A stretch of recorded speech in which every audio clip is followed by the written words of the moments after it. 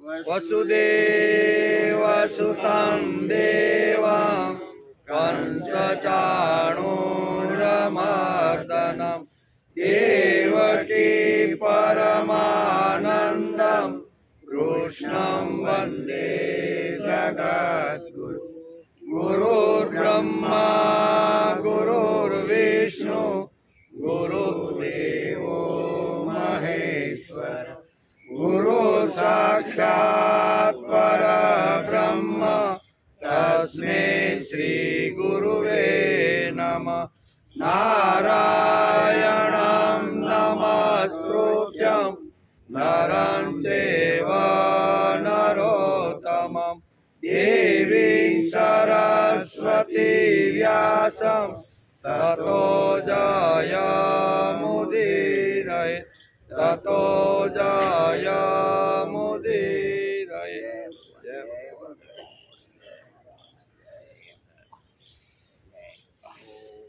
सातमो श्लोक।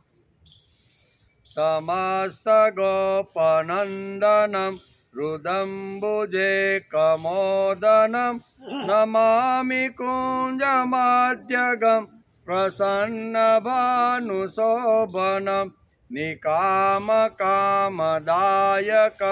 दगन्तचारुसायकं रसालवेणुगायकं नमामि कुञ्जनायकं। समस्त गोपनंदनम रुदम्बुजेक मोदनम सगळा गोपोने आनंद आनार। समस्त गोपनंदनम એટલે સગળા જે ગોપ બાળો છે એ બધાને આનંદ આપનાર। रुदम्बुजेक मोदनम તેમના હૃદય કમળને વિકસિત કરનાર। નાના નાના બાળકો એની ઉંમરના જે ભગવાનની સાથે છે એને પણ ભગવાન વિકસિત કરે છે એટલે એના માટે रुदम्बुजेक मोदनम। नमामि कुंज मध्यगम प्रसन्न भानु चित्तोरण એટલે કે કુંજની મધ્યમાં રહેનારા શ્યામ સુંદરને હું નમસ્કાર કરું છું। પછી આગળ કે નિકામ કામદાયકમ દગંત ચારુ સાયકમ રસાલ વેણુ ગાયકમ નમામિ કુંજ નાયકમ। જે કામનાઓને સારી રીતે પૂર્ણ કરે છે, જેની સુંદર સુંદર દ્રષ્ટિ બાણો જેવી છે, સુમધુર વેણી રસાલ વેણુ ગાયકમ એટલે કે સુમધુર વેણુ વગાડી ગાન કરવાવાળા એ કુંજ નાયકને હું નમસ્કાર કરું છું। આમ આદ્ય ગુરુ શંકરાચાર્ય પોતાના સ્તોત્રની અંદર આ વાત લખે છે। આજે આપણે શ્રીમદ ભાગવત શરૂ થયું એનો 145મો દિવસ। ગઈકાલે સ્કંદ 8 અને અધ્યાય 10 અને 11 બે અધ્યાયને ગઈકાલે આપણે નમસ્કાર કર્યા હતા। યુદ્ધના એ અધ્યાય હતા। સમૃદ્ધ જીવન અને સંપન્ન જીવનનો એ ઝઘડો હતો। તેમાં સમૃદ્ધ જીવનની આવશ્યકતા છે તે ભાગવતકારે 8મા સ્કંદમાં સમજાવી છે। આ બંનેનો ઝઘડો અનાદિકાળથી ચાલશે એમ વેદવ્યાસ લખે છે। ત્યારબાદ 8મા સ્કંદના અધ્યાય 12માં 8 શ્લોકનો આપણે અભ્યાસ કર્યો। આવી રીતનું અહીંયા દેવ દાનવોનું યુદ્ધ થયું।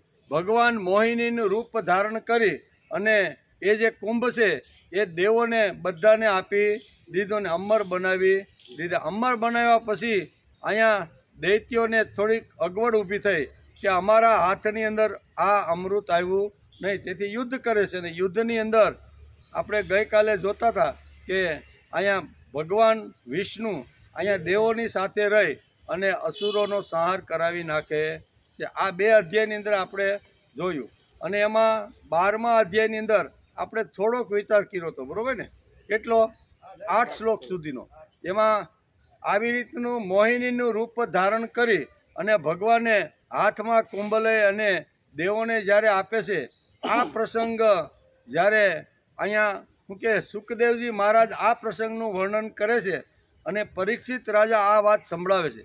આ વાત સાંભળ્યા પછી આપણે ગઈકાલે જોતા હતા કે સુખદેવજી કહે છે કે હે રાજા પરીક્ષિત, જ્યારે ભગવાન શંકરે એ સાંભળ્યું કે શ્રીહરિએ મોહિનીનું રૂપ ધારણ કરીને અસુરોને મોહિત કર્યા અને દેવોને અમૃત પીવડાવી દીધું છે, ત્યારે તેઓ સતી દેવીની સાથે વૃષભ ઉપર સવાર થઈને સમસ્ત ભૂત ગણોને લઈને ત્યાં જઈ પહોંચ્યા. આ આપણે 8 શ્લોક સુધી આનો આપણે અભ્યાસ કરતા હતા. ભગવાન શિવજીને પણ મોહ ઉત્પન્ન થયો કે આવી રીતનું મોહિનીનું રૂપ ધારણ કર્યું છે, હું પણ ભગવાન વિષ્ણુની પાસે જાઉં અને એને ફરીથી કહું કે દેવ અને દૈત્યના જ્યારે સમુદ્ર મંથનની અંદર જ્યારે આવી રીતનું અમૃત નીકળ્યું અને એ અમૃત તમે દેવોને પાયું ને એ વખતે જે મોહિનીનું તમે રૂપ જે ધારણ કર્યું હતું એ રૂપના હું દર્શન કરવા માગું. ભગવાન શિવજીને પણ મોહ થયો. કેવો? એણે સાંભળ્યું કે આવી રીતના ભગવાને દેવોને અમૃત પાયું છે અને એ પાછું રૂપ શેનું લીધું? સ્ત્રીનું. એકદમ મોહિનીનું રૂપ લીધું. ત્યારે ભગવાન શિવજી વિચાર કરે છે કે આવા મોહિનીનું રૂપ જેણે ધારણ કર્યું છે જે અવતારે, તો એ અવતારે જે મોહિનીનું રૂપ ધારણ કર્યું છે મારે પણ એને મોહિનીના રૂપમાં જોવા છે. તેથી એના બધા જે ગણો છે ને આ લખ્યું છે ભૂત ગણો સાથે વૃષભ ઉપર બેસી અને ભગવાન શિવજી અત્યારે ભગવાન વિષ્ણુને અહીંયા મળવા માટે આવે છે. ભગવાન એના માટે લખ્યા છે પશુનામ પતિમ પાપનાશમ પરેશમ ગજેન્દ્રસ્ય કૃતિમ વસાનમ વરેણ્યમ જટાજૂટ મધ્યે સ્ફુરંદાંગવારીમ મહાદેવમેકમ સ્મરામી સ્મરામી.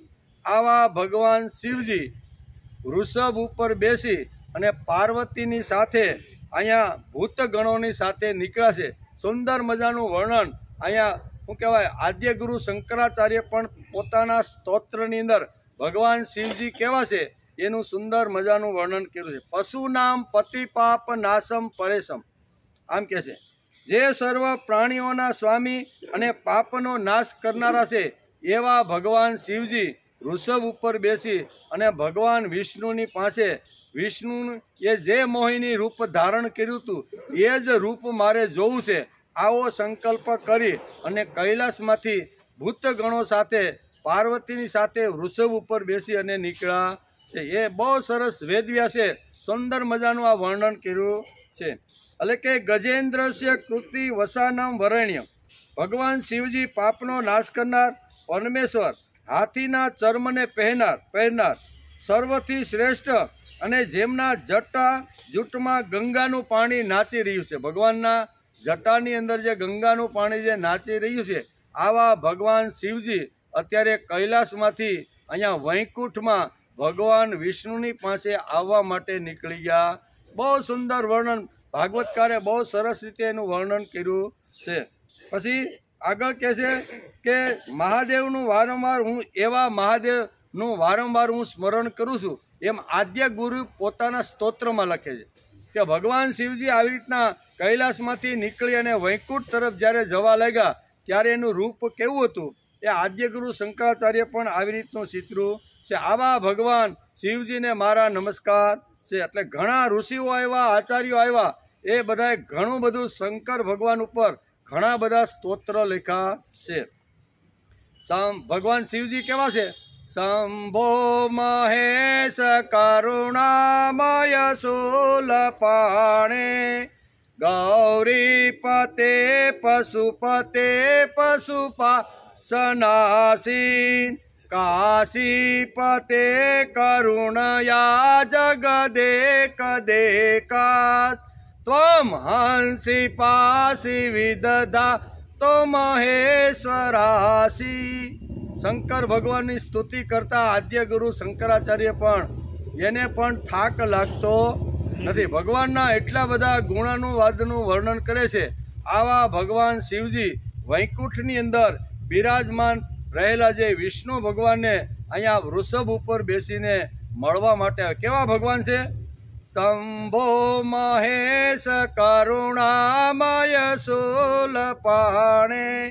હે શંભો, હે મહેશ, હે ધ્યાનમય, હે શૂલપાણી, હે ગૌરીપતિ, હે પશુપતિ, હે પ્રાણીઓના પાપ એટલે કે પ્રાણીઓના પાપોનો નાશ કરનારા, હે કાશીપતિ શંકર, આ સમગ્ર જગતને આપ જ એક નાશ કરો છો અને ઉત્પન્ન કરવાવાળા પણ આપ જ છો. ઉત્પત્તિનું કારણ પણ તમે છો, જરૂર પડે ત્યારે સંહાર કરવાનું કામ પણ તમે જ કરો છો. એટલે કે કાશીપતે કરુણાય કરુણા જગદેક દેકાત તાઉ હંસી પાસી વિદધાતિ મહેશ્વરોસી.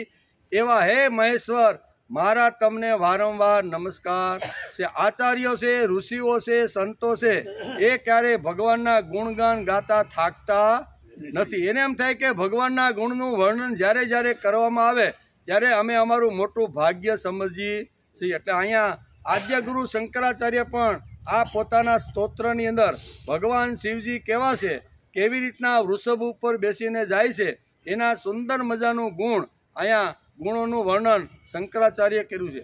આવા શંકરાચાર્ય અત્યારે વૈકુંઠની અંદર ભગવાનને મળવા માટે આવે છે. અહીંયા 8 શ્લોકની અંદર સુંદર મજાની આ સ્તુતિ અહીંયા બહુ સરસ રીતે કરી છે. આગળ કહે છે, સ્તુતિ કરતા 9મા શ્લોકથી શરૂઆત કરે છે કે હે પ્રભુ, કેટલાક લોકો આપને બ્રહ્મ સમજે છે. પણ શિવજી કહે છે અત્યારે કે હે પ્રભુ, કેટલાક લોકો આપને બ્રહ્મ સમજે છે તો બીજાઓ આપને ધર્મ કહીને વર્ણવે છે. આ જ પ્રમાણે કેટલાક આપને પ્રકૃતિ અને પુરુષથી પર પરમેશ્વર પણ માને છે. તમે કેવા છો? તો કે આવી રીતના અલગ અલગ રીતે અલગ અલગ લોકો તમારી આવી રીતની સ્તુતિ અને તમને માનતા રહેલા છે. ઘણા લોકો તમને જ્ઞાન, ક્રિયા, યોગ, સત્ય, ઈશના અને અનુગ્રહ આ 9 શક્તિઓથી યુક્ત પરમ પુરુષ માને છે. તથા બીજાઓ આપણે કલેશ, કર્મ વગેરેના બંધનથી રહિત પૂર્વજોના પણ પૂર્વજ અવિનાશી પુરુષ રૂપે પણ હે ભગવાન આપને માનતા રહેલા છે.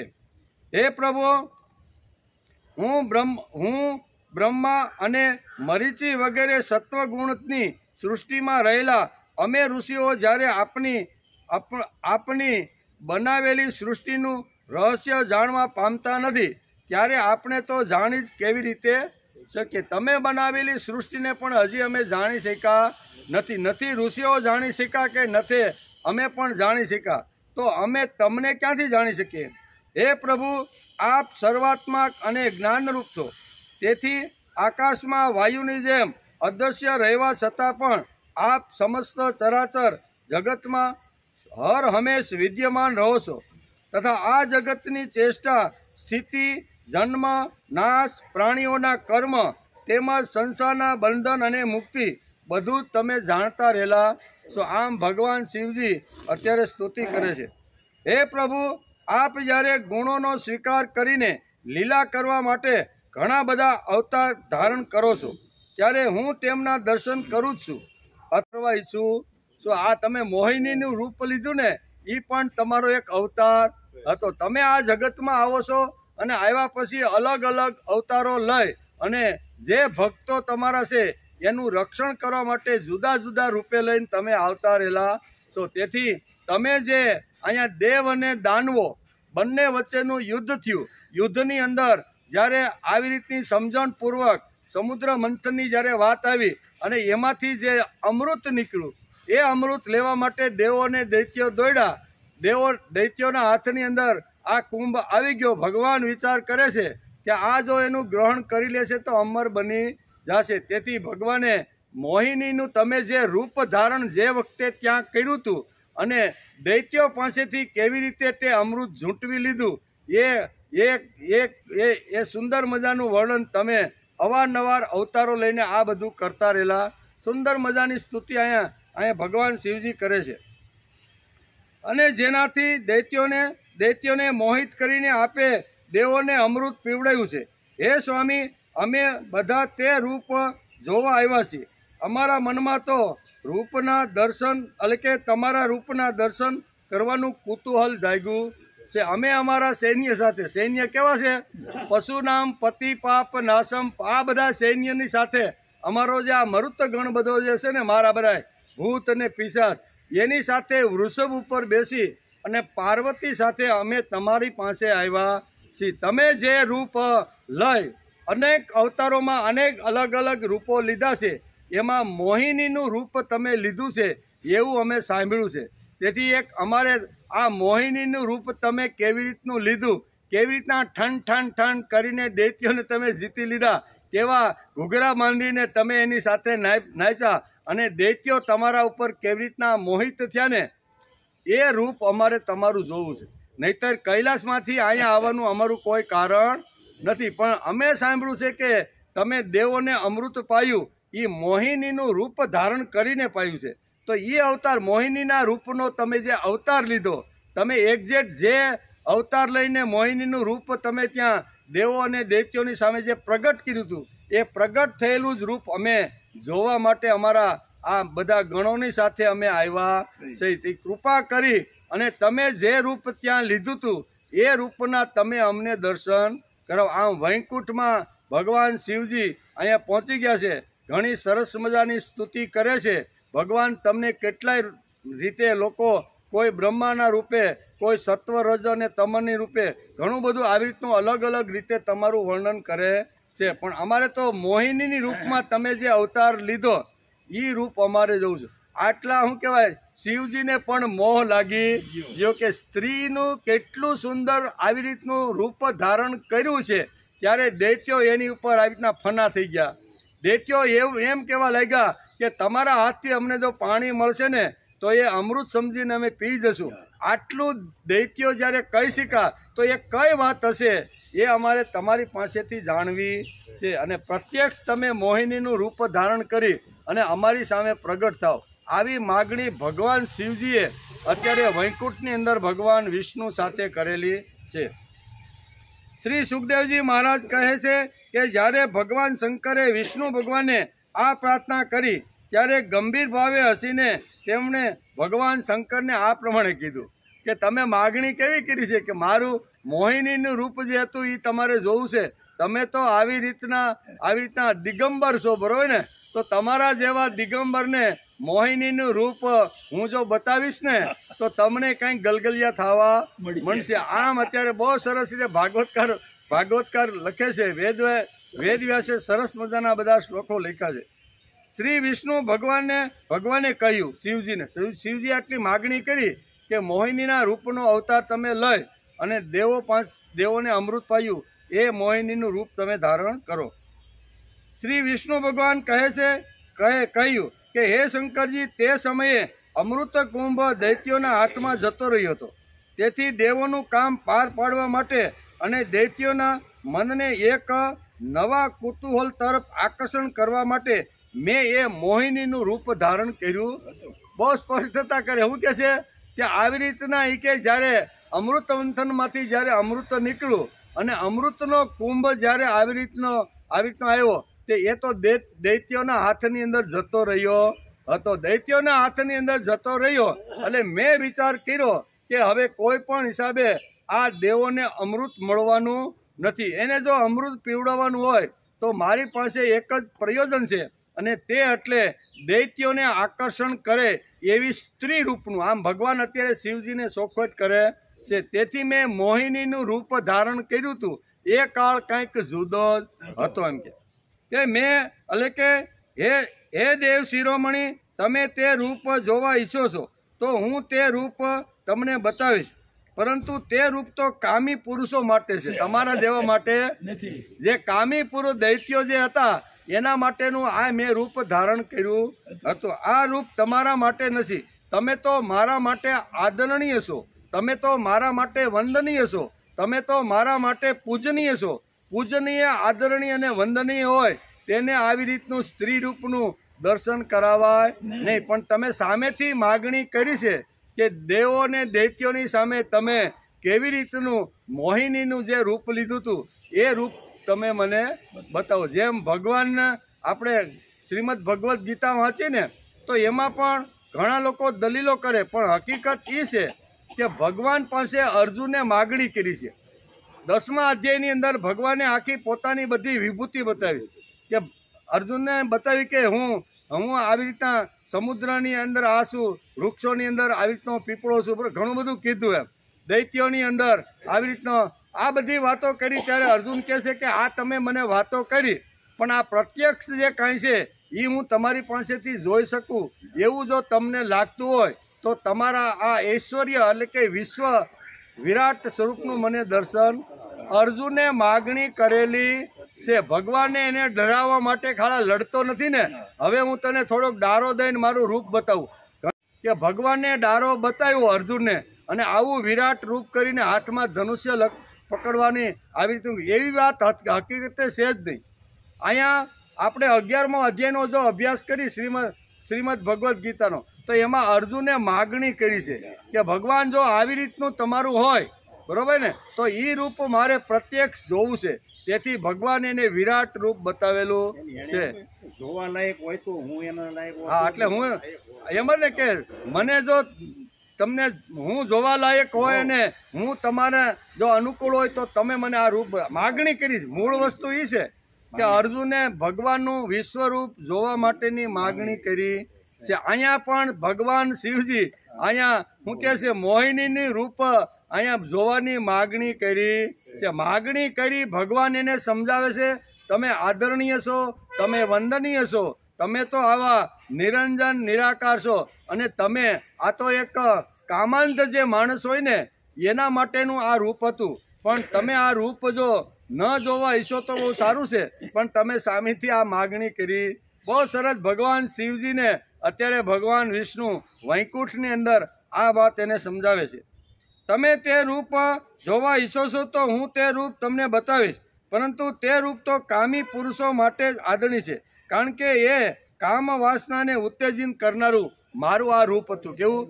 મારું રૂપ જોયા પછી ભલભલાના મન આવી રીતના થઈ જાય ને, એવું મેં મોહિનીનું રૂપ અત્યારે ધારણ કર્યું હતું. તમારા જેવા દિગંબર માટે આ રૂપ નથી. એમ ભગવાન વિષ્ણુ એને વારંવાર અહીંયા શંકર ભગવાનને સમજાવી રહ્યા છે. શ્રી મહાદેવજી શ્રી સુખદેવજી કહે છે કે આ પ્રમાણે કહેતા કહેતા ભગવાન શ્રી વિષ્ણુ ત્યાં જ અંતર્ધ્યાન થઈ ગયા. મારે તો તમારું મોહિનીનું રૂપ જોવું છે.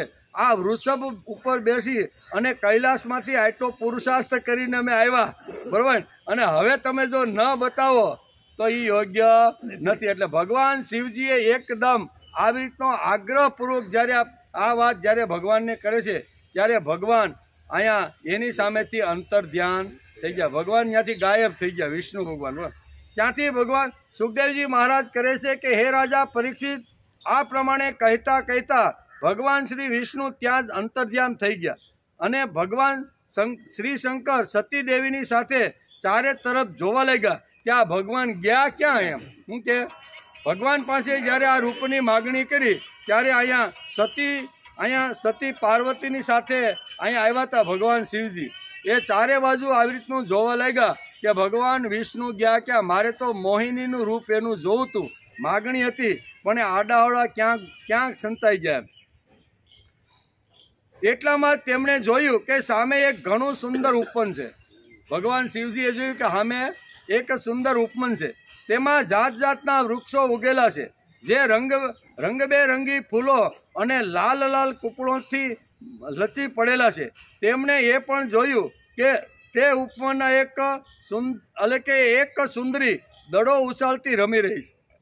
આ સામે જ એક ઉપવન એને જોયું, કોને? ભગવાન શિવજીએ, કે અહીંથી અંતર ધ્યાન થઈને ભગવાન વિષ્ણુ ક્યાં ગયા? તો સામે એક વન હતું. એ વનની અંદર એક સુંદર સ્ત્રી દડો ઉલાળતી થોડીક વાર દડાને ફેંકે, ઘડી વાર હાથમાં પકડે, આવી રીતની રમત કરી રહી હતી. એમ કે તેમણે એ પણ જોયું કે ઉપવનમાં એક સુંદર સ્ત્રી દડો ઉછાળીને રમી રહી હતી. અત્યંત સુંદર સાડી પહેરેલી હતી, અને તેની કમરમાં કંદોરાની ઘૂઘરીઓ ઠન ઠન ઠન આવી રીતના પગમાં ઘૂઘરી અને કંદોરો કેડ ઉપર સારી રીતે શોભી રહ્યો હતો. દડો ઉછાળતી અને સરકીને તેને ઝીલી લેવાથી તેનું શરીર સુંદર દેખાતું હતું. ઉછળતો દડો જ્યારે આમ તેમ સરકી જતો હતો ત્યારે તે નમીને તેને રોકી લેતી હતી. એનાથી તેની વિશાળ સંચળ આંખો કંઈક ઉદ્વિગ્ન થઈ જતી હતી. તેના કપોલ પર કાનોમાં કુંડળ જ્યોતિઓ ઝગમગી રહી હતી. ક્યારેક સાડી સરકી જતી હતી. દડાથી ખેલતા ખેલતા તેણે સહેજ લજ્જા ભાવે સ્મિત કરીને કટાક્ષ ભાવે શંકરજી તરફ જોયું. આ જે સુંદર સ્ત્રી વનની અંદર આવી રીતની રમત કરી રહી હતી, દડો હાથમાં ઉછાળતી એણે સહેજ પણ આવી રીતે ભગવાન શિવજીની સામે જોયું. એમ કે દડાથી ખેલતા તેણે સહેજ સ્મિત કરીને ભગવાન શિવજી સામે કટાક્ષ તરફ જોયું. શંકરજીનો મન પરનો સંયમ ચલિત થઈ ગયો. મન ઉપર જે કાબુ હતો એ મનનો કાબુ એને ગુમાવી દીધો. શંકરજી એટલે કે એનો કાબુ ચાલ્યો ગયો. એકવાર દડો મોહિનીના હાથમાંથી ઉછળીને થોડેક દૂર જઈ રહ્યો હતો તો તે પણ તેની પાછળ દોડી. તે સમયે શંકરજીના જોતા જ વાયુએ તેની બારીક સાડી કંદોરાની સાથે ઉડાવી દીધી. અને આવા સુંદર શરીર ઉપરના જે દ્રશ્યો છે એ ભગવાન શિવજી આવી રીતના જોવા લાગ્યા. તે મોહિની હતી. કેવું? એને મોહિનીનું રૂપ જોવું હતું ને. મોહિનીનું વસ્ત્ર તો પહેલેથી જ વાયુથી થોડું સરકી શક્યું હતું. હવે શંકરજીને પોતાના તરફ આવતા જોઈને તે ઘણી લજ્જિત થઈ ગયા. ભગવાન શિવજીને થયું કે આવું રૂપ અત્યાર સુધી મેં જોયું નથી. એટલે ભગવાન શિવજી પણ એના તરફ થોડાક કામી થયા હોય એવું વેદવ્યાસ લખે છે કે થોડાક આવી રીતના મોહિનાની અંદર આકર્ષણ થયું છે.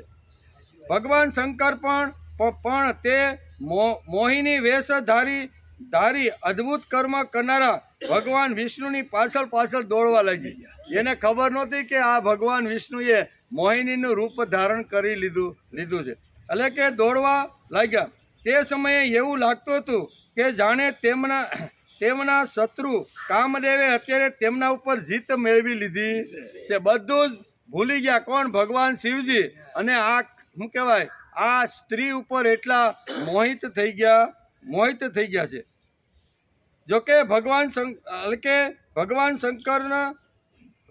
શંકર કે હે રાજા પરીક્ષિત, નદી, સરોવર, પર્વત, વન અને ઉપમાના ત્યાં જ્યાં ઋષિઓ વસતા હતા ત્યાં મોહિનીની પાછળ ભગવાન શિવજી દોડવા લાગ્યા. હાથ આમ તેમ આડોળું થઈ જાય છે. એટલે એકદમ ભગવાન શિવજી અહીંયા મોહિની ઉપર એકદમ મોહિત થઈ ગયા છે. એમ કે હે નૃપ શ્રેષ્ઠ.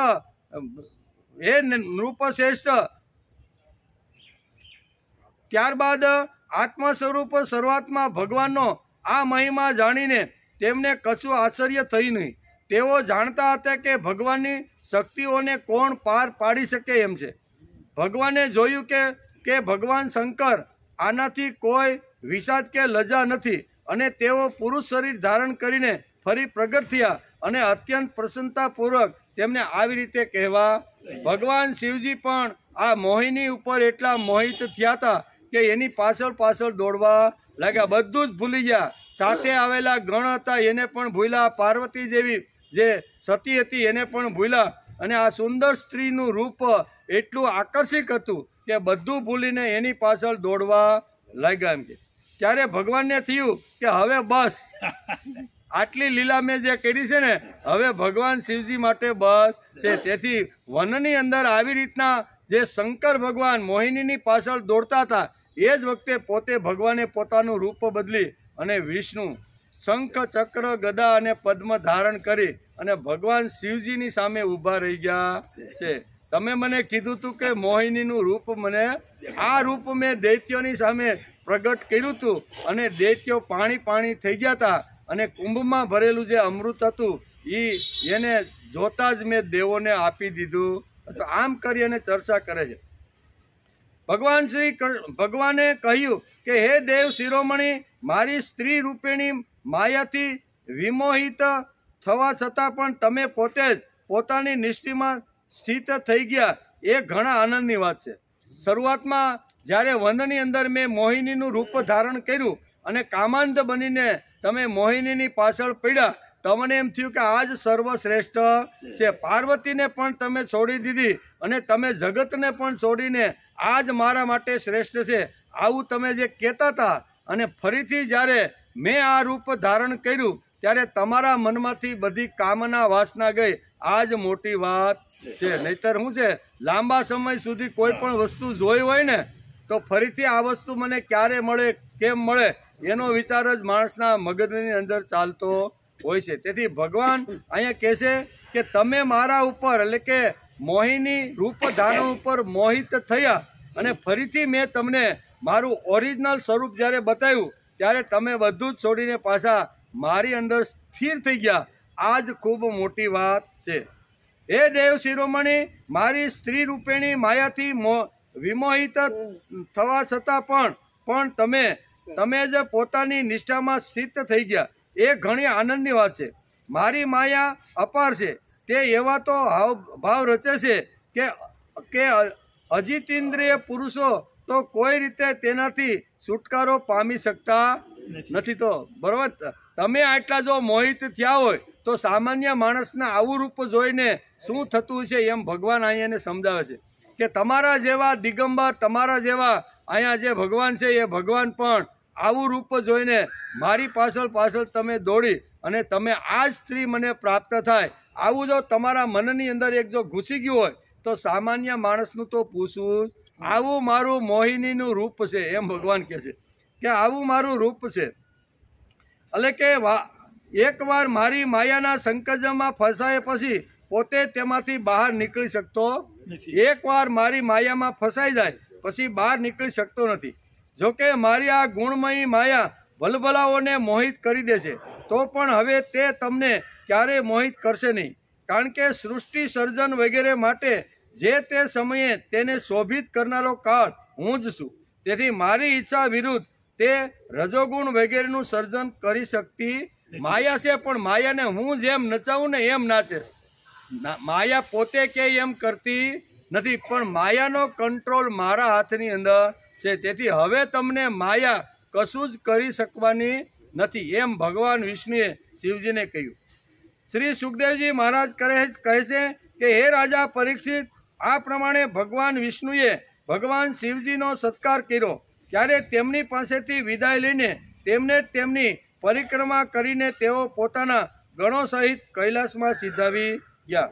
હે રાજા પરીક્ષિત, ભગવાન શંકરજીએ મોટા ઋષિઓની સભામાં પોતાની અર્ધાંગની સતી દેવી સમક્ષ પોતાના વિષ્ણુ રૂપની અંશભૂત માયારૂપી મોહિનીનું આ પ્રમાણે પ્રેમથી વર્ણન કર્યું. બધા ઋષિઓ જ્યારે ભગવાન શિવજીને કૈલાસ ઉપર મળવા માટે આવ્યા કે તમે વૈકુંઠમાં જે વખતે ગયા હતા અને એ વખતે તમને મોહિનીનું રૂપ જ્યારે ભગવાન વિષ્ણુએ બતાવ્યું ત્યારે તમારી હાલત કેવી રીતની થઈ એ બધો વૃત્તાંત તમને સમજાવો. એમ ઋષિઓ જ્યારે કૈલાસની અંદર ભેગા થયેલા ઋષિઓ જ્યારે ભગવાન શિવજીને આ પ્રશ્ન પૂછે છે ત્યારે ત્યાં વૈકુંઠની અંદર માયાથી ભગવાને જે માયા રચી અને ભગવાન શિવજીએ જે એને મોહિત કર્યા હતા એ મને કેવી રીતનો મોહિત કર્યો એનું સુંદર વર્ણન ઋષિઓની સામે અત્યારે ભગવાન શિવજી કરે છે. પ્રેમથી એમણે વર્ણન કર્યું કે હે દેવી, તમે પરમ પુરુષ પરમેશ્વર ભગવાન વિષ્ણુની માયા જોઈને ત્યાં પણ કૈલાસની અંદર બધા ઋષિઓની સાથે દેવી પણ બેઠા છે કે આવી રીતની માયાની અંદર હું પણ ફસાઈ ગયો તો સામાન્ય માણસનું શું થાય? જે વિદ્વાન છે, જ્ઞાની છે, જે પરમ શ્રેષ્ઠ અને પ્રભુ તુલ્ય છે એવા લોકો પણ જો ભગવાનની માયામાં જો આકર્ષિત થઈ અને બધું ભાન ભૂલી જતા હોય તો સામાન્ય માણસનું તો શું કરવું? એમ કરીને ભગવાન શિવજી પોતાને જોયેલી જે માયા છે એનું વર્ણન અહીંયા ઋષિઓની સામે કરે છે. હે દેવી, તમે પરમ પુરુષ પરમેશ્વર ભગવાન શ્રી વિષ્ણુની માયા જોઈને જુઓ, આમ તો હું સમસ્ત કલા કૌશલ વિદ્યા વગેરેનો સ્વામી છું અને સ્વતંત્ર છું, તો પણ તે માયાથી હું મોહિત થઈ ગયો. હું સ્વતંત્ર છું, મારે પણ આવી રીતનું કરું છું. આ 1000 વર્ષ સુધી તમે મનની અંદર કયા તત્વને, કયા ભક્તને અથવા ભગવાનને મનમાં રાખીને તમે આવી રીતની તપસ્યા કરતા હતા, સમાધિ કરતા. સમાધિમાં મન ઉપર તો કોઈ તમારા બેઠું તો હશે ને, એ કોણ તમારા મન ઉપર આવી રીતનું બેઠું હતું? એવો 1000 વર્ષની તપસ્યા કરીને ભગવાન શિવજી ફરીથી પાછા કૈલાસમાં જ્યારે આવ્યા ત્યારે સતી પાર્વતી એને આ પ્રશ્ન કરે છે. આજ એ સાક્ષાત સનાતન પુરુષ છે કે જેમને કાળ પોતાની સીમામાં બાંધી શકતો નથી અને જેમનું વર્ણન વેદ પણ કરી શકતા નથી, તેમનું વાસ્તવિક સ્વરૂપ અને અનંત અનિર્વચનીય રૂપના હું આવી રીતનો સમાધિની અંદર એનું જ દર્શન અને એને જ મનની અંદર રાખીને હું સ્થિર કરતો હતો. જે વેદો પણ એને જાણી શકતા નથી. મહાપુરુષો અથવા ઋષિઓને પૂછીએ આપણે કે ભગવાન કેવા છે, તમે તો આવી રીતના પારંગત થયેલા બધા છો, ત્યારે એ પણ એમ કહે છે નેતિ નેતિ કહીને એ પણ ત્યાંથી છૂટા પડી જાય છે. આવું ભગવાનનું જે સ્વરૂપ છે એવા ભગવાનના સ્વરૂપની અંદર હું સમાધિની અંદર આવા ચિદાનંદ રૂપ અને સનાતન ધર્મના જે છે એનું હું અત્યારે ચિંતન કરતો હતો. શ્રી સુખદેવજી કહે છે કે હે પ્રિય પરીક્ષિત, મેં તમને ભગવાન વિષ્ણુની આ ઐશ્વર્યપૂર્ણ લીલા કહી સંભળાવી કે જેમાં સમુદ્ર મંથનના સમયે પોતાની પીઠ મંદરાચલને ધારણ કરનારા ભગવાનનું વર્ણન પણ છે. મંદરાચલને જેણે શું કહેવાય, જે વખતે શું કહેવાય સમુદ્ર મંથનની શરૂઆત થઈ અને મંદરાચલ પર્વતને આવી રીતનો રવૈયો બનાવ્યો અને વાસુકી નાગની જ્યારે દોરડી બનાવી, એક બાજુ દેવો બીજી બાજુ દૈત્યો, અને જ્યારે વલ્લોવાની શરૂઆત કરીને ત્યારે ધીમે ધીમે ધીમે આ મંદરાચલ સમુદ્રની અંદર ગરકાવ થવા લાગ્યું. ગરકાવ જો થઈ જાય તો આવી રીતનો રવૈયો ફરે નહીં તો શું કરવાનું? એટલે ભગવાન વિષ્ણુ અહીંયા કાચબાનું કુર્મનું રૂપ ધારણ કરી અને સમુદ્રના તળિયે જ્યાં મંદરાચલ હતો એની નીચે આવીને બેસી ગયા છે. એનું પણ અહીંયા વર્ણન કરે છે કે જે વખતે સમુદ્ર મંથન થયું ત્યારે તમે આવું કુર્મ અવતાર પણ ધારણ કર્યો હતો. આવા કુર્મ અવતાર જે ધારણ કર્યો છે એવા ભગવાનનું વર્ણન વેદવ્યાસ લખે છે. અને અહીંયા સુખદેવજી મહારાજ રાજા પરીક્ષિતને સમજાવે છે કે વારંવાર લીલાઓનું કીર્તન અલકે કીર્તન અને શ્રવણ કરે છે, તેનો ઉદ્યમ ક્યારે અને ક્યારે પણ નિષ્ફળ જતો નથી. ભગવાનની જે અનેક પ્રકારની જે લીલાઓ છે, બરોબર ને, લીલાનો અર્થ થાય છે જીવન. લીલા સંસ્કૃત શબ્દ છે. ભગવાનની લીલા એટલે ભગવાનનું જીવન. આપણે કહીએ ને મહાપ્રભુ વલ્લભાચાર્ય લીલા કરી ગયા. લીલા કરી ગયા એટલે શું થયું? તો કે ભગવાનનું જે જીવન હતું એ સંપૂર્ણ જીવન એ સમજી શક્યા અને નથી સમજી શક્યા એને 84 બેઠકના માધ્યમથી જંગલોમાં જઈ અને સમજાવવાનો પ્રયત્ન કર્યો છે. લીલા એટલે જીવન. આ ભગવાનનું જે જીવન છે, ભગવાનની જે લીલા છે એ ભગવાનની લીલા જે મનુષ્ય વારંવાર આ લીલાનું કીર્તન અને શ્રવણ કરે છે. વેદવ્યાસ લખે છે અને સુખદેવજી મહારાજ અત્યારે ગંગા મૈયાના પવિત્ર કિનારા ઉપર અત્યારે અહીંયા પરીક્ષિત રાજાને કહે છે કે હે રાજા પરીક્ષિત, જે મનુષ્ય વારંવાર આ લીલાનું કીર્તન અને શ્રવણ કરે છે તેનો ઉદ્યમ ક્યારેય અને ક્યાંય પણ નિષ્ફળ જતો નથી.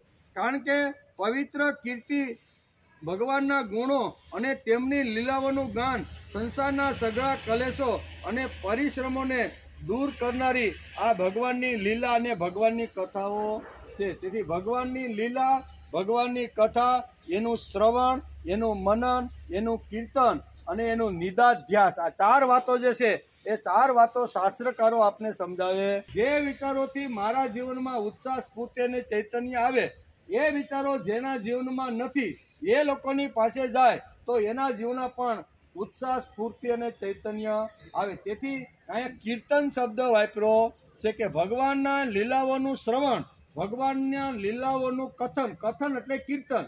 એનું કીર્તન કરવું એટલે જે સારો વિચાર મને લાગ્યો છે એ મારે બીજાને કહેવો જોઈએ. સંખ્યા વધારવા માટે આપણે કોઈને લાવતા નથી. ઘણા કહે ને તમે અમને વારંવાર કહો છો તમારે સંખ્યા ઘટતી લાગે છે.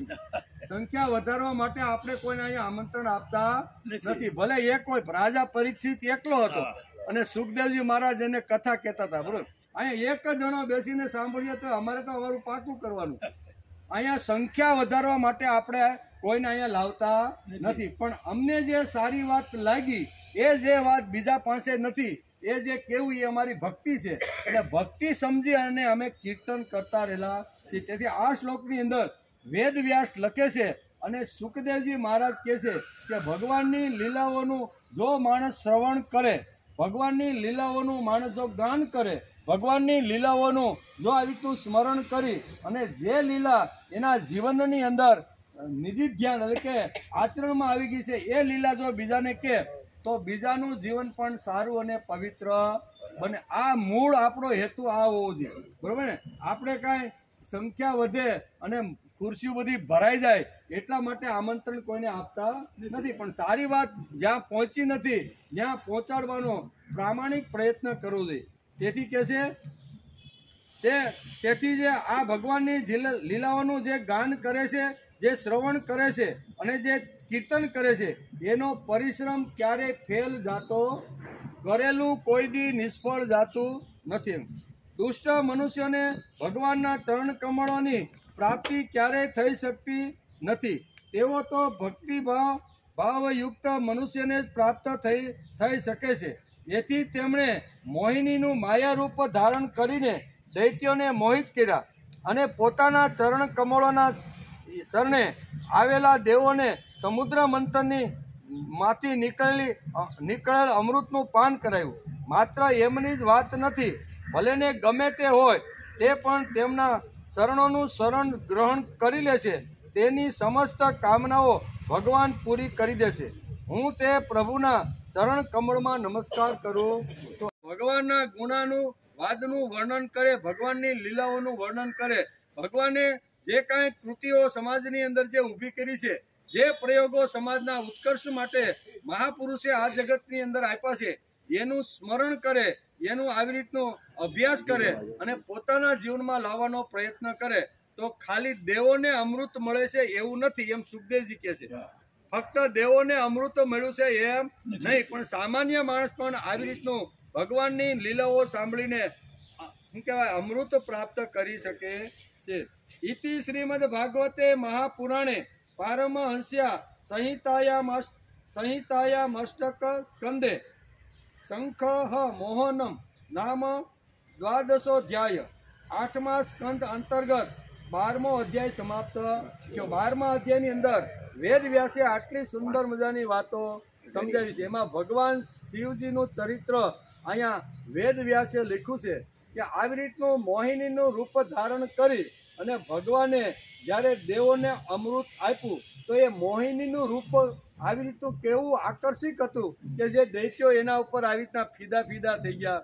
અમારે પણ આવી રીતનું રૂપ જોવું છે. એવું જ્યારે એને અહીંયા કૈલાસમાં સાંભળ્યું ત્યારે ભગવાન શિવજી વૃષભ ઉપર બેસી અને એના સૈન્ય સાથે, સૈન્ય કોણ હતું?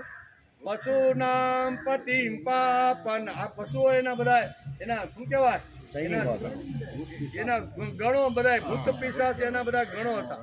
આ બધા ગણોને પાર્વતી સાથે વૃષભ ઉપર બેસીને અહીંયા વૈકુંઠની અંદર આવે છે. એટલી કથા ભગવાને વેદવ્યાસે લખી છે અને આપણે સમજવાનો પ્રયત્ન કર્યો. આવ્યા છે, ભગવાનની સ્તુતિ પણ કરી છે.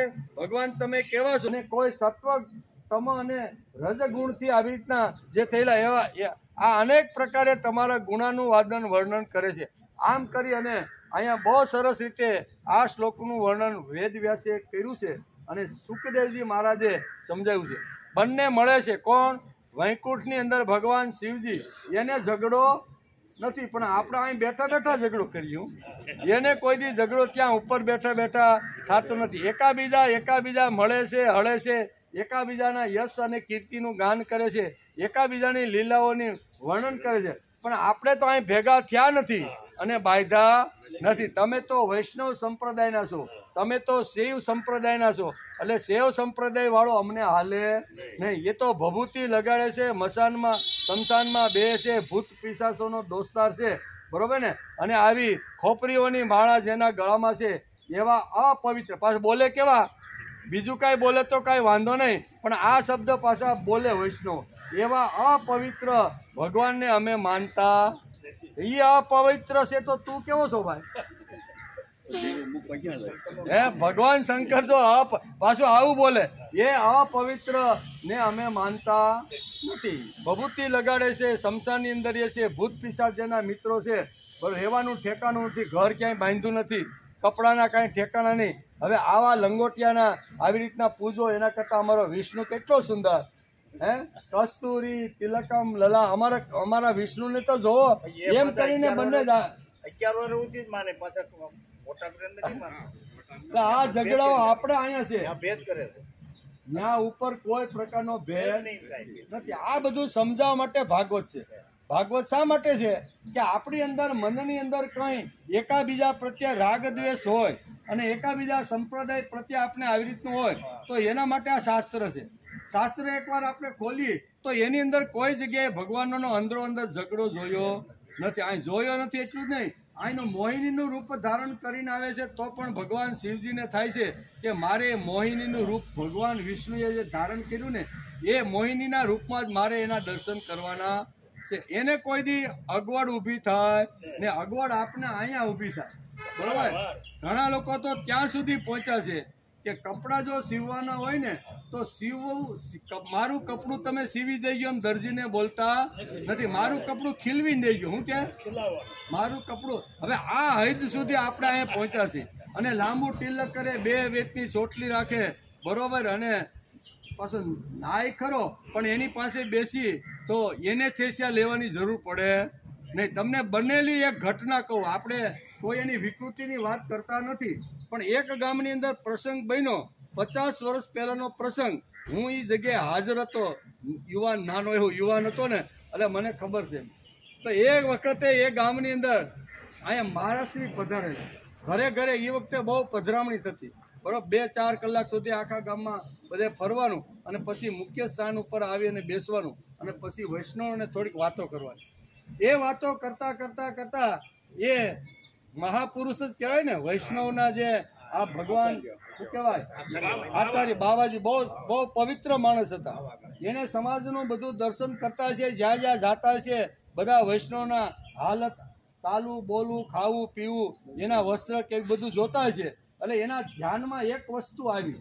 એને એમ થયું કે મારા ધ્યાનમાં જે વસ્તુ આવી છે એ મને પૂજનારા અને મને માનનારા જે લોકો છે એના પ્રત્યે મારે એનું ધ્યાન દોરવું જોઈએ. એમ કરી અને ઘણી બધી અહીંયા સ્વચ્છતાની વાતો કરીએ કે માણસે ભલે ગમે તે ભક્તિ કરતો હોય પણ માણસે સુંદર રહેવાનો પ્રયત્ન કરવો જોઈએ.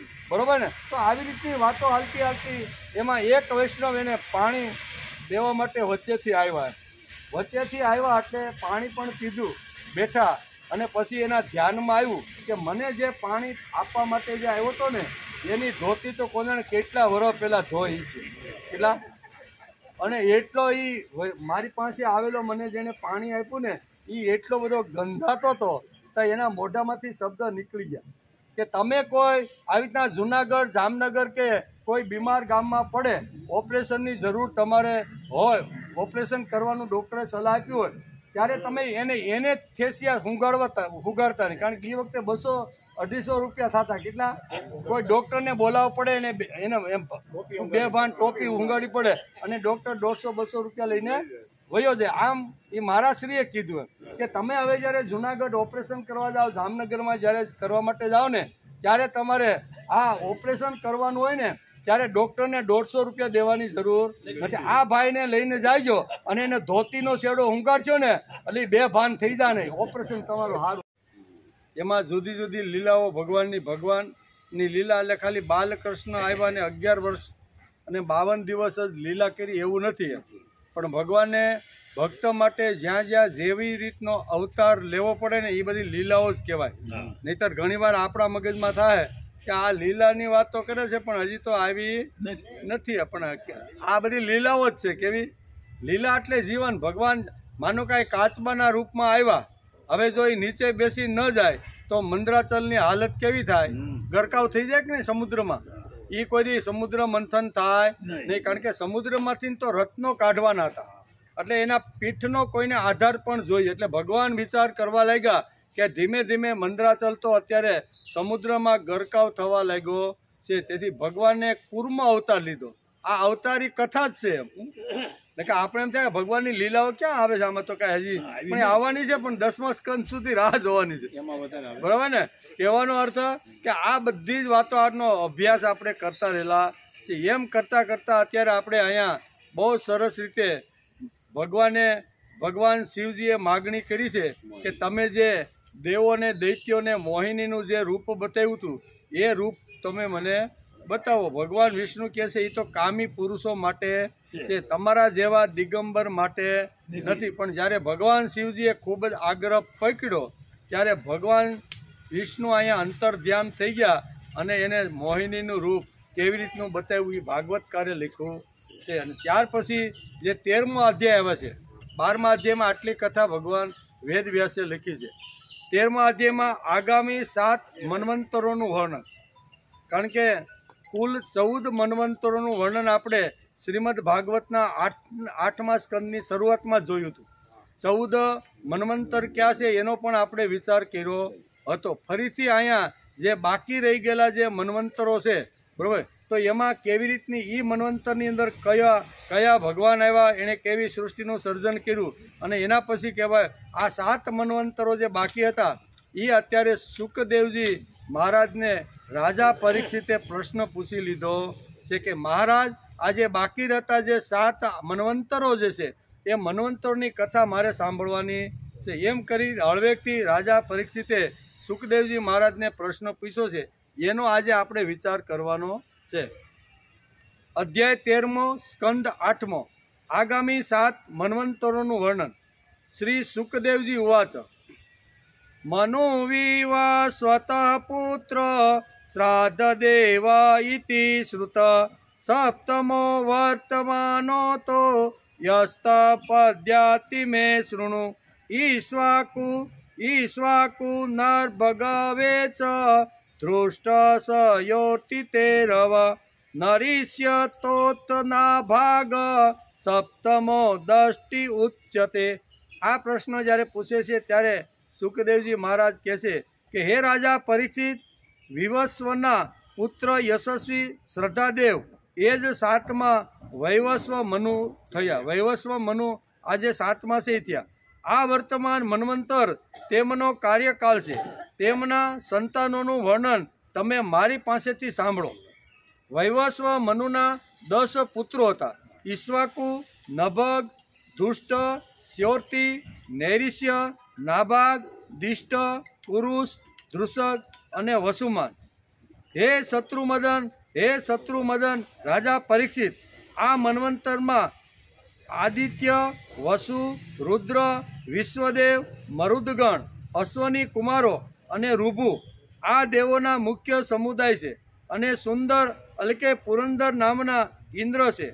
કશ્યપ, અત્રિ, વશિષ્ઠ, વિશ્વામિત્ર, ગૌતમ, જમદગ્નિ અને ભરદ્વાજ એ 7 ઋષિઓ છે.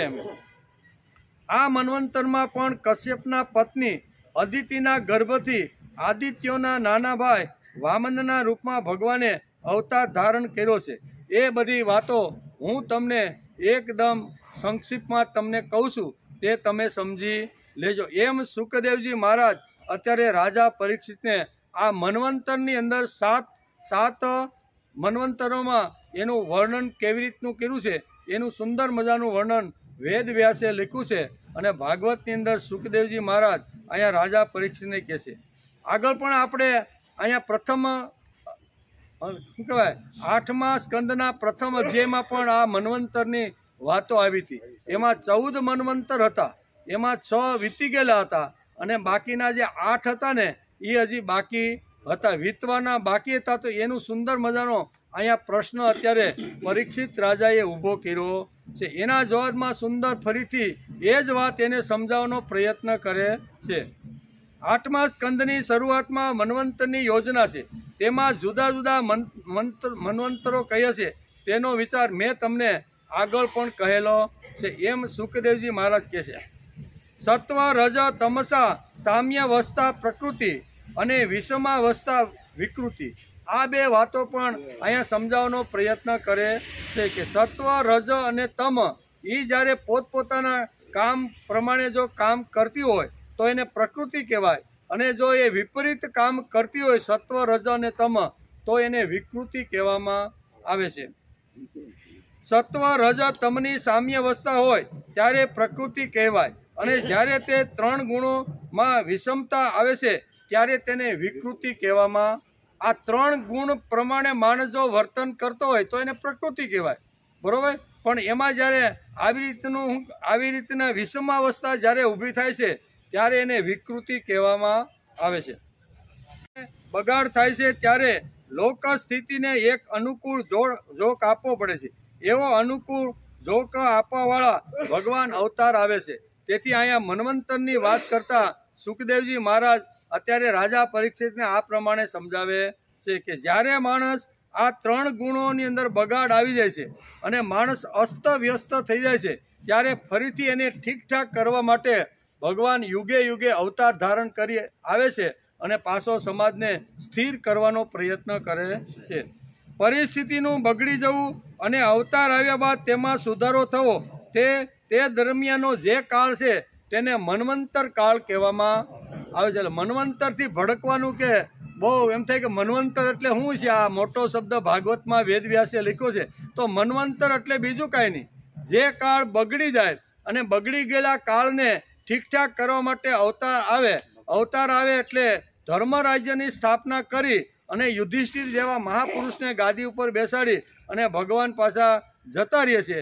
એ ભગવાન ગયા પછી ધીમે ધીમે એ સમાજની અંદર જ્યારે બગાડ શરૂ થઈ જાય, બરાબર ને, તો બગાડ શરૂ થઈ જાય અને ફરીથી પાછું ભગવાનને આવવું પડે અને ફરીથી બગાડને પાછો દૂર કરી અને જે આ બંને વચ્ચેનો કાળ, બગડેલો જે કાળ છે તે કાળ અને ત્યાંથી પાછો સુધાર કરી અને ઠીકઠાક કરવાનો જે કાળ છે, એ બે કાળની વચ્ચે જે અંતર આવે છે એને મન્વંતર કહેવામાં આવે છે. કેવું? મનવંતર. આ શબ્દો આખો છૂટો પાડીને તો એ કાંઈ અઘરો નથી કે ભાગવતમાં મન્વંતર એ 14 મન્વંતરો. ઓહો બાપા, એ કાંઈ આપણે યાદ રહે?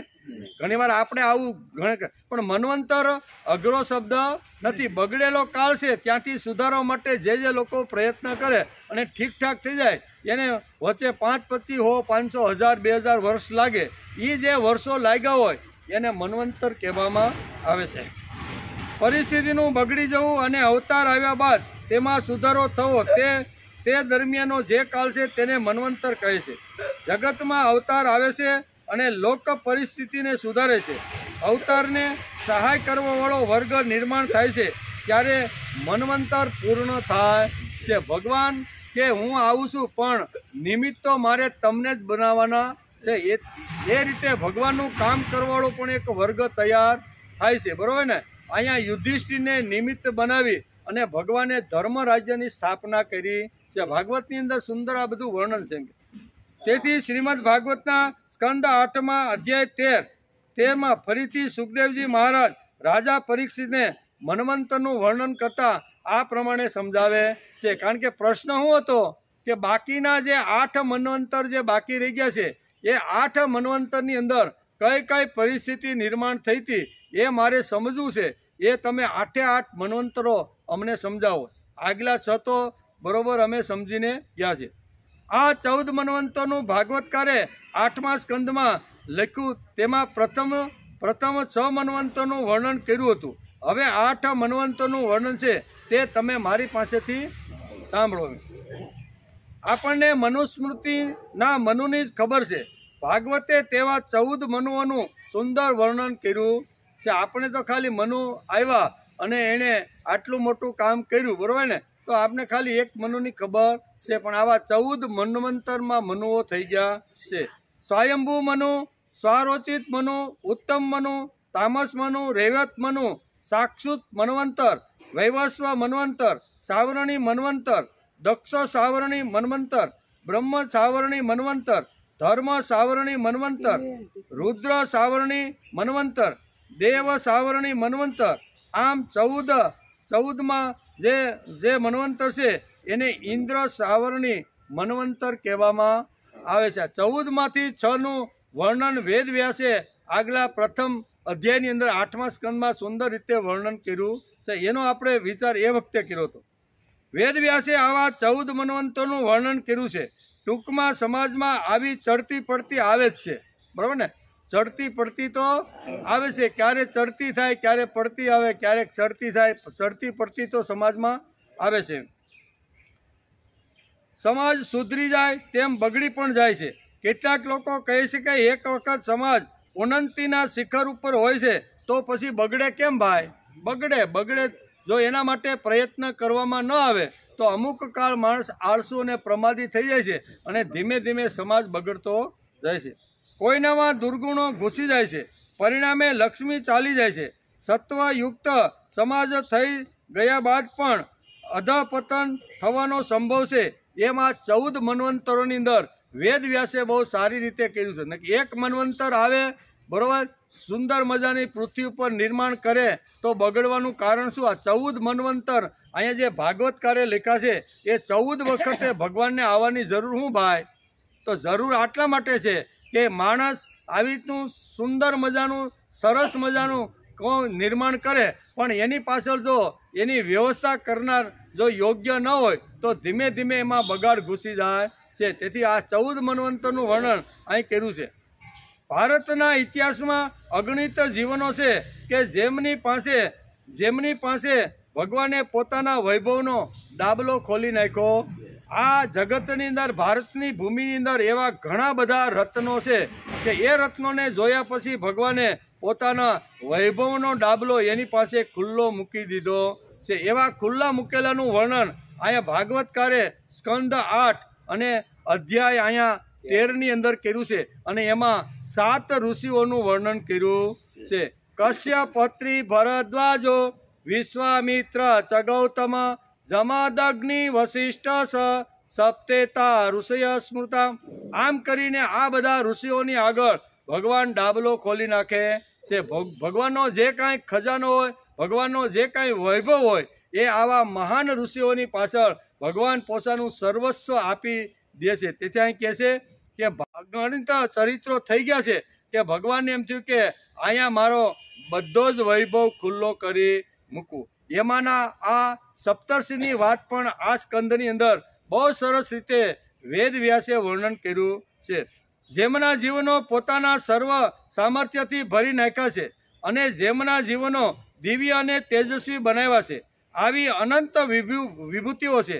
તે વિભૂતિમાં મહાભાગોમાં મનુ પણ એક વિભૂતિ છે. મનુની આગળ પણ ભગવાને આવી રીતનો ડાબલો ખોલી નાખ્યો છે. આવા 14 મન્વંતર થયા અને 14 મન્વંતરની વાત અહીં વેદ વ્યાસ બહુ સરસ રીતે લખે છે.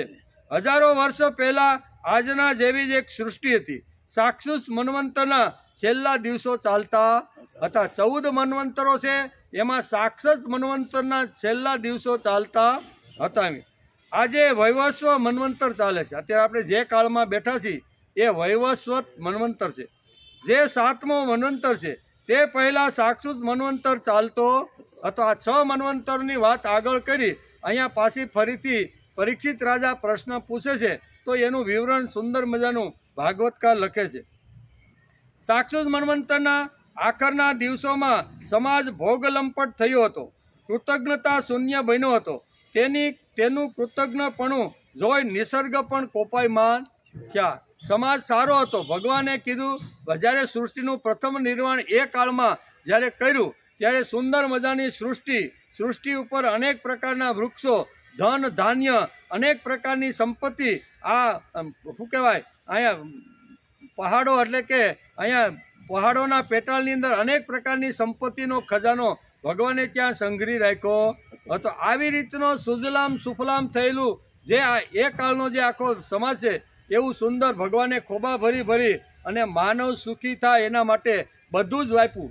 સોનું પણ આપ્યું અને પ્રવાહીના રૂપની અંદર ઘણા બધા એવા તત્વો આપ્યા કે જેનાથી માણસ આવી રીતનો એક જગ્યાએથી બીજી જગ્યાએ જીવવું હોય તો થોડી વારમાં જઈ શકે. આવી રીતના ખજાના ખોલી દીધા. ખજાનો ખોલ્યા પછી માનવના હાથની અંદર આ બધી સંપત્તિ આવી એટલે માણસને વિચાર ધીમે થવા લાગ્યો.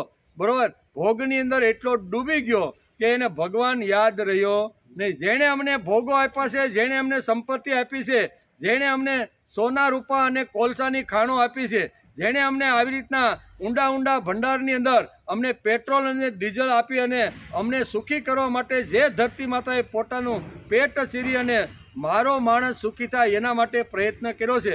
એવા કાળની અંદર માણસ બધું જ ભૂલી ગયો. માણસ ભોગની અંદર એટલો ડૂબી ગયો કે અહીંયા વેદ વ્યાસ લખે છે કે સાક્ષુત મન્વંતરની અંદર ના છેલ્લા દિવસોની અંદર એટલો ભોગમાં ડૂબી ગયો કે ભગવાનને જ ભૂલી ગયો. અહીંયા વેદ વ્યાસ કૃતજ્ઞ શબ્દ વાપરે છે.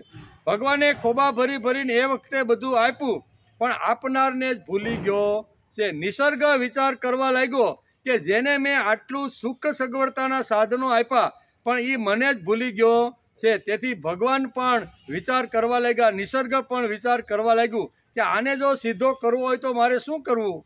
તેથી ભગવાન અહીં બહુ સરસ રીતે અહીં કહે છે કે નિસર્ગને પણ લાગવા માંડ્યું કે પ્રભુએ પ્રયત્ન કરીને માનવ ઘડ્યો, પણ તેનામાં માનવતા નથી. માણસ તે મન્વંતરમાં નગુણો થયો હતો અને ભગવાને કરેલો પ્રેમ ભૂલી ગયો હતો.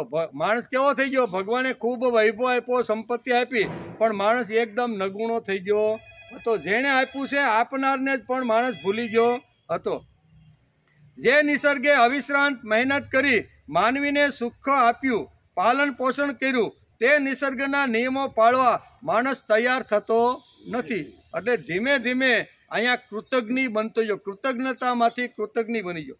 માનવી કૃતજ્ઞતા ભૂલ્યો, તેથી નિસર્ગે પણ વેર લેવા નીકળ્યા હોય તેમ એ કાળની અંદર, આ વૈવસ્વત કાળની અંદર આપણે છેલ્લા દિવસોની અંદર એક આવી રીતની ઘટનાઓ ઘટતી રહેલી છે. એનું સુંદર મજાનું વર્ણન છે.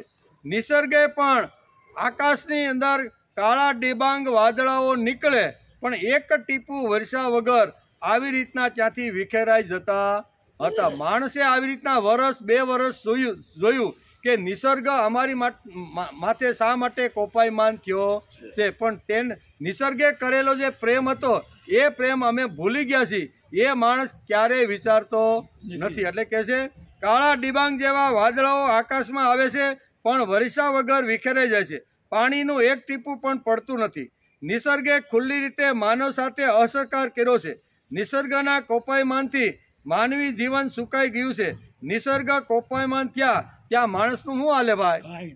નિસર્ગ જ્યારે કોપાયમાન થાય અને ખબર પડે કે 150 કિલોમીટરની ઝડપે વાવાઝોડું અત્યારે સમુદ્રમાંથી બહાર નીકળીને ધરતી ઉપર આવી રહ્યું, ત્યારે માણસ ગમે તેટલો પ્રયત્ન કરે પણ નિસર્ગ સામે એનું કશું જ ચાલતું નથી. એટલે કે છે સાક્ષાત મન્વંતરના છેલ્લા દિવસો હતા. કેવા? આ મન્વંતરોની વાતનો ઉલ્લેખ કરતા વેદવ્યાસ લખે છે કે સાક્ષાત મન્વંતરના છેલ્લા દિવસોમાં માનવ કૃતજ્ઞ બન્યો હતો, તેથી નિસર્ગે પણ તેની સાથે અસહકાર કરી દીધો. બરોબર? તમે જેવું કરો તેવું ભોગવો. એટલે નિસર્ગ કહે છે એને સીધો તો મારે કરવાનો છે. તેથી સૂર્ય આગ ઓકે છે, નદીઓ સુકાઈ ગઈ છે, પાણીનું નામ નિશાન નથી. આ સ્થિતિ માનવી જીવનમાં અસહ્ય થઈ. નિસર્ગનો કોપ હવે મનુષ્યથી સહન થતો નથી. 1 વર્ષ કરે, 2 વર્ષ કરે, પણ ઉપરા ઉપર 3 જો દુષ્કાળ પડે તો માણસની સહન શક્તિ ખલાસ થઈ જાય છે. ભોગોમાં ડૂબીને અંધર રહિત અને સ્વચ્છંદી જીવન જીવતો રહેલો માનવ સમાજ દિનહીન અને લાચાર થવા લાગ્યો. પહેલા બધા ભોગ ખૂબ આપ્યા, પણ એ ભોગવી શક્યો નહીં.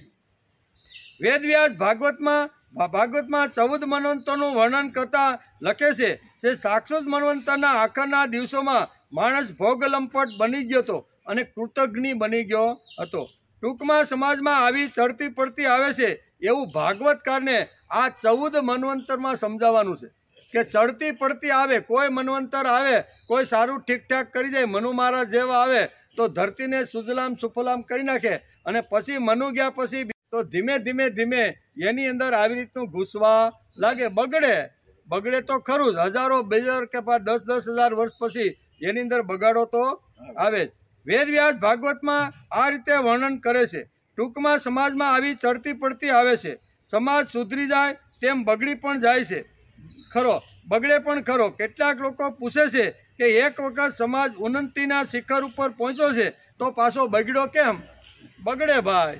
આપણે પણ ઘર બંધ કરીને આવી, આપણે દર્શન આપીને કે 6 મહિના પછી પાછા ગામડે જઈને ખોલીએ તો આપણે ચારે બાજુ કપડાં આંતે બારીઓને બરોબર ઢાંકી હોય છે, પણ છતાંય અંદર રજ ભરાય કે નહીં, કરોળિયા જાળા મૂકી જાય કે નહીં, આ બધું બગડે. બંધ પડેલું ઉપયોગ વગરનું જો થઈ જાય કોઈ પણ વસ્તુ તો એમાં બગાડો તો આવે ને આવે. તો માનવ જીવન જે હેતુથી ભગવાને આપણને આપ્યું છે એ હેતુથી માણસ જો એનો ઉપયોગ ન કરે તો માણસની અંદર પણ બગાડો આવે ને.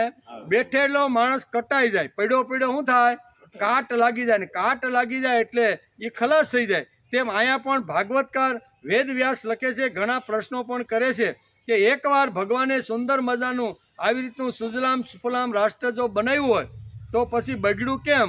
તો બગડે તો ખરું જ, ધીમે એમાં બગાડો તો આવે છે. ભાગવતકાર વેદવ્યાસ લખે છે કે સાક્ષાત મન્વંતરના છેલ્લા દિવસો હતા આજે વૈવસ્વ મન્વંતર ચાલે છે. સાક્ષુત મન્વંતરના છેલ્લા દિવસોમાં સમાજ બગડ્યો, ભોગવાદી થયો, ભગવાને કરેલો પ્રેમ અને ભગવાને કરેલું કામ ભૂલી ગયો. તેથી સમાજ ઉપર આવી રીતની એ કાળની અંદર આપત્તિ આવેલી છે એમ વેદવ્યાસ લખે છે. કોઈના દુર્ગુણો ઘૂસી જાય છે, તેથી લક્ષ્મી ચાલી જાય છે. નીતિશાસ્ત્ર પણ કહે છે, આપણે જોતા હતા ને કે ધનક્ષયે વર્ધનતે અંતરાગ્નિ. ઘરની અંદર અથવા કુટુંબની અંદર અંદરો અંદર જ્યારે ઝઘડા થવા લાગે, ભાઈ ભાઈનો ઝઘડો હોય, પતિ પત્નીનો ઝઘડો હોય, પછી શું કહેવાય, બે વેપારી બે ભાગીદારોનો ઝઘડો હોય, કોઈ પણ ઝઘડો શરૂ થાય એટલે લક્ષ્મી ત્યાંથી પોટલા બાંધીને ચાલવાનો પ્રયત્ન કરે છે. સાક્ષુત મન્વંતરના છેલ્લા દિવસોમાં માણસ તેજસ્વી ગુમાવીને કર્તૃત્વ શૂન્ય બની ગયો હતો. નિસર્ગ કોપાયમાન થયો હતો. શોષણથી જીવતો રહેલો માનવ સમાજ દીનહીન લાચાર બન્યો હતો. તે સમાજ ભગવાન ઉપરનો વિશ્વાસ કોઈ બેઠો હતો, તો પોતાના ઉપર તો વિશ્વાસ ક્યાંથી હોય? ભગવાન ઉપરનો સંપૂર્ણ વિશ્વાસ અહીંયા વૈવસ્વ કાળના મન્વંતરના છેલ્લા દિવસોની અંદર અહીંયા ભગવાન ઉપરનો વિશ્વાસ અહીંયા માનવ માત્ર ભૂલી ગયો હતો. શા માટે? કે આ ભગવાન કોપાયમાન છે. હવે આ ભગવાન જેવું કાંઈ જગતમાં નથી. સાક્ષુત મન્વંતરના છેલ્લા દિવસોમાં પ્રથમ પ્રણય ગીત બંધ થયા. બાળકો પ્રત્યેનું વહાલ ખૂટી ગયું. અપત્ય સ્નેહ સુકાઈ ગયો અને વાત્સલ્ય ક્યાંય દેખાતું નથી. છોકરું જન્મે તો કે ક્યાં હાળું જન્મવું કે આવી રીતની સ્થિતિ એ કાળમાં ઉપજી હતી. આવી દુઃખદ પરિસ્થિતિમાં પણ તે પ્રસન્ન અને શાંત હતો. નિસર્ગ કોપાયમાન થયો છે. નિસર્ગ માત્ર પર સહકાર કર્યો છે. છતાં આવા સમયમાં એક મહાપુરુષ, એક ઋષિ શાંતિ ઓંદુબર વૃક્ષના નીચે એકદમ શાંતિથી બેઠા છે. એના મનમાં વિષાદ નથી, એના મનમાં દુઃખ નથી. એ જે નિસર્ગનો જે કોપાયમાન છે એ શાંતિથી કદંબ એટલે કે ઔદુંબ વૃક્ષની નીચે બેઠા બેઠા આ એક ઋષિ આવી રીતનો નિહાળી રહ્યા છે કે નિસર્ગે કરેલો જે કોપાયમાન જે પૃથ્વી ઉપર છે એનું વર્ણન એ જોઈ રહ્યો છે. અને માણસ પોતે કૃતજ્ઞ બની અને પોતાના જે કાંઈ વ્યવહાર હોય છે એ ભૂલી ગયો છે. આ બંને વાતો આ એક મહાન ઋષિ અંદર બી વૃક્ષ નીચે આવું કોપાયમાન થાય છે, છતાં એના મનમાં કોઈ જગ્યાએ દુઃખ કે અશાંતિ નથી.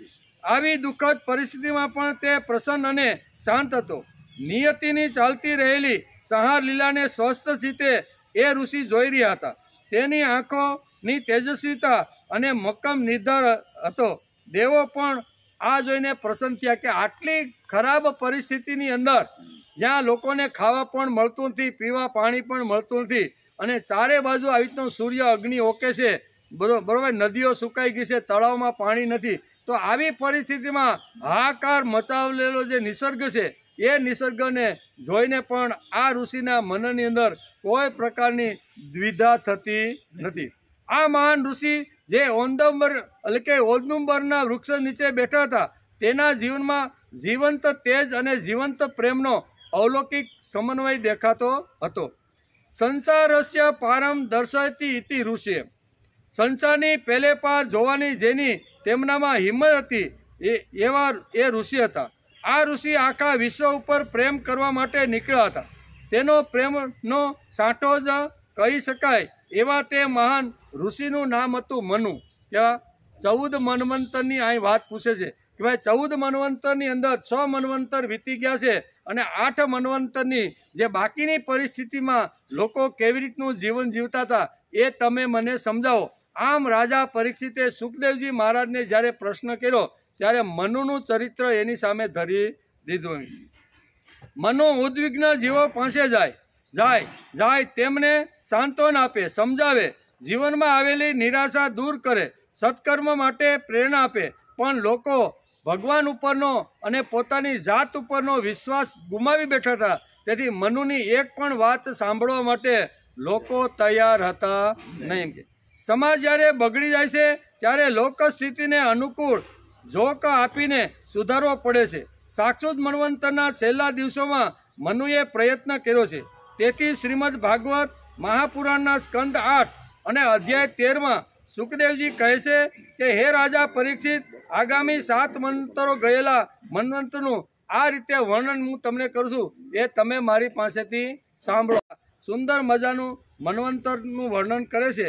એમાં આ બધી પરિસ્થિતિ આવે છે, બગડે છે, સુધરે છે અને પાછા માણસ સારા થઈ જાય છે. આવું તો સમાજની અંદર થતું રહ્યું છે. એ બધી જ વાતો વેદ વ્યાસ અહીંયા બહુ સરસ રીતે સમજાવે છે.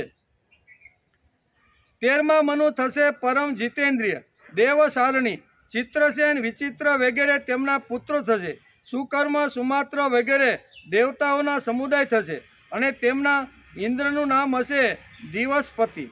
તે સમયે નિર્મોક, તત્વદર્શી વગેરે સપ્તર્ષિઓ થશે. દેવહોત્રની પત્ની બૃહતની ગર્ભથી યોગેશ્વરના રૂપમાં ભગવાનનો અંશાવતાર થશે અને તે જ રૂપમાં તેઓ દિવસપતિ. આમ 7 મન્વંતરનું સુંદર મજાનું વર્ણન કરે છે. હે રાજન, આ 14 મન્વંતરો ભૂતકાળ અને ભવિષ્ય ત્રણેય કાળમાં ચાલતા રહે છે. એમનાથી જ એક સહસ્ત્ર ચતુર્યુગ વાળા કલ્પના સમયની ગણતરી કરવામાં આવે છે. આમ કરી અને જુદા જુદા મન્વંતરોએ જુદી જુદી જે ઘટનાઓમાં જે વાતો કરી એનો વિચાર વેદવ્યાસે લખ્યો છે. અને સુખદેવજી મહારાજ કહે છે, હે મહારાજ, 14મા મનુ થશે ઇન્દ્રશાલિણી, ઉરુ, ગંભીર, બુદ્ધિ વગેરે તેમના પુત્રો થશે. તે સમયે પવિત્ર સાક્ષુષ વગેરે દેવતાઓના સમુદાય થશે અને તેમના ઇન્દ્રનું નામ હવે હશે સૂચિ, અગ્નિ, આહુ, સૂચિ, શુદ્ધ, અગધ વગેરે સપ્તર્ષિઓ થશે. તે સમયે સત્રાયણની પત્ની વિતાનના ગર્ભથી બૃહદ ભાનુનું રૂપમાં ભગવાન અવતાર ધારણ કરશે. એમ કરીને આ બાકી રહેલા જે મન્વંતરો છે એની અંદર કયા સાવરણીમાં કોણ આવશે, બસ દેવ સાવરણીમાં કોણ, એ બધા મન્વંતરનું ટૂંકની અંદર વર્ણન સુખદેવજી મહારાજે રાજા પરીક્ષિતને સમજાવ્યું છે. ઇતિ શ્રીમદ ભાગવતે મહાપુરાણે પારમહંસ્યા સંહિતાયાષ્ટકમધ્યે મન્વંતર પુરાણનું વર્ણન નામનો 13મો અધ્યાય સમાપ્ત થયો. 8મા સ્કંદ અંતર્ગત મન્વંતર અનુવર્ણ નામનો 13મો અધ્યાય સમાપ્ત થયો. એટલે 12 અને 13 ની અંદર આટલી વાતો છે. હવે 14મો અધ્યાય મનુ વગેરેના ભિન્ન કર્મનું નિરૂપણ. રાજા ઉવાચ, એટલે પરીક્ષિત ઉવાચ, મન્વંતરેષુ ભગવાના યથા મંદાત્મિનો સ્થિત યસ્મિન કર્મણિ યેન નિયુક્તા સત્તદશમે. રાજા પરીક્ષિતે ફરીથી પૂછ્યું કે હે ભગવાન, તમે વર્ણવેલા આ મનુ પુત્રો સપ્તર્ષિઓ તેમજ પોતપોતાના મન્વંતરમાં કોના વડે નિયુક્તિ થઈ અને કયા કાર્યો કેવી રીતે કર્યા તે કૃપા કરીને મને સમજાવો. આ અધ્યાયની અંદર આટલી તમે જે મનુઓ આવ્યા, જે ઋષિઓ આવ્યા અને એને કયા પ્રકારે કેવી રીતના કાર્ય કર્યા તે સમજાવો. સુખદેવજી કહે છે કે હે રાજા પરીક્ષિત, મનુપુત્રો સપ્તર્ષિમાં આવ્યા ને, કશ્યપ, અત્રિ, ભરદ્વાજ, એ બધાની વાત કરે. બધા ઋષિઓ સ્વયં ભગવાન જ છે. હે રાજન, ભગવાનના યજ્ઞ પુરુષ વગેરે જે અવતારો શરીરોનું વર્ણન મેં કર્યું છે તેમની પ્રેરણાથી મનુનો વગેરે વિશ્વની વ્યવસ્થાનું સંચાલન કરે છે. ચતુર્યુગીના અંતે સમય પરિવર્તનને લીધે જ્યારે શ્રુતિઓ અષ્ટપ્રાય થઈ છે ત્યારે સપ્તર્ષિઓ પોતાના તપથી ફરી તેમને સાક્ષાત્કાર કરે છે. શ્રુતિઓથી સનાતન ધર્મનું રક્ષણ થાય છે. બરોબર, શ્રુતિ એટલે વેદથી જ સનાતન ધર્મનું રક્ષણ થાય છે. હે રાજન, ભગવાનની પ્રેરણાથી બધા જ મનુઓ પોતપોતાના મન્વંતરમાં પૃથ્વી પર ચારે ચરણથી પરિપૂર્ણ ધર્મનું અનુષ્ઠાન કરે છે. મનુના પુત્રો સમસ્ત મન્વંતર દરમિયાન કાળ અને દેશ બંનેનું વિભાજન કરીને પ્રજાપાલનનું તથા ધર્મપાલનનું કાર્ય કરે છે. ઋષિઓ, પિતૃઓ, ભૂતો, મનુષ્યો વગેરેનો પંચમહાયજ્ઞો વગેરે કર્મો સાથે સંબંધ છે. તેમના સહિત દેવો તે મન્વંતરમાં મહાભાગનો એ સ્વીકાર કરે છે. અને ઇન્દ્ર ભગવાને આપેલી 3 લોકોની અતુલ સંપત્તિનો ઉપભોગ કરવા માટે પ્રજાનું પાલન પોષણ કરે છે. સંસારમાં યથેષ્ટ વરસાદ વરસાવવાનો અધિકાર પણ આ દેવતાઓને છે. ભગવાન યુગે યુગે સનકાદિક સિદ્ધોનું રૂપ ધારણ કરીને જ્ઞાનનો યાજ્ઞવલ્ક વગેરે ઋષિઓનું રૂપ ધારણ કરીને કર્મનો અને દત્તાત્રેય વગેરે યોગેશ્વરનું રૂપ ધારણ કરીને યોગનો ઉપદેશ આપે છે. કયા ઋષિએ કયા મન્વંતરની અંદર કેવી રીતનું કામ કર્યું એનું વર્ણન અત્યારે પરીક્ષિત રાજાને સુખદેવજી મહારાજ સંભળાવી રહ્યા છે. તેઓ મરીચી વગેરે પ્રજાપતિઓના રૂપમાં સૃષ્ટિનો વિસ્તાર કરે છે. સમ્રાટના રૂપમાં લૂંટારાઓનો વધ કરે છે અને ઠંડી ગરમી વગેરે વિભિન્ન ગુણો ધારણ કરીને કાળના રૂપમાં બધાનો સહાર તરફ લઈ જાય છે. નામ અને રૂપની માયાથી પ્રાણીઓની બુદ્ધિ વિમૂઢ થઈ રહી છે. તેથી તેઓ અનેક પ્રકારના દર્શન શાસ્ત્ર દ્વારા મહિમા તો ભગવાનનો જ ગાય છે, પરંતુ તેમના વાસ્તવિક સ્વરૂપને જાણવા પામતા નથી. હે રાજા પરીક્ષિત, આ પ્રમાણે મેં તમને મહાકલ્પો મન્વંતરો કલ્પોનું પરિણામ કહી સંભળાવ્યું. પુરાતન તત્વના વિદ્વાનોએ પ્રત્યેક અવતાર કલ્પનામાં 14 મન્વંતર જે બતાવ્યા હતા એ પણ મેં તમને ફરીથી સંભળાવ્યા.